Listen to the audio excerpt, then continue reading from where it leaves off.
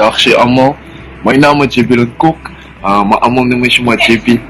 Ja, my liefde vir Afrikaans het nou al 'n passie geword wat grens aan verslawing so besonder is ons daar. En sedert my kleuterjare of my kinderdae het ek al besluit dat ek my persoonlike moeite en toewyding Afrikaans sal gebruik om harte te steel en harte te sal heel. Ja, wat my Afrikaans vir my persoonlik beteken, is dat ek die vryheid om 'n stem te wees, 'n simbool van hoop vir ons jeugdiges, vir ons medespruite, sodat hulle ook kan groot mag droom, soos ek dit doen.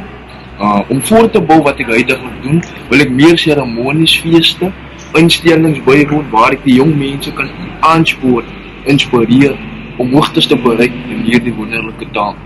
Toe ek die nuus ontvang, dat ek 'n koker ben, dit het my so gelukkig gemaak en daartoe 'n fantastiese gevoel in my opgeborrel. Ek dink dit is 'n werklike bewys dat mense het wederzijdse respek en bewondering vir my werk en dit trap diep spore in my harte. Laastens wil ek sê, Afrikaanse primêre fokus is om drome te bewaar. Dit is om deure oop te maak. So droom groot en sterk om in die jeug so goed is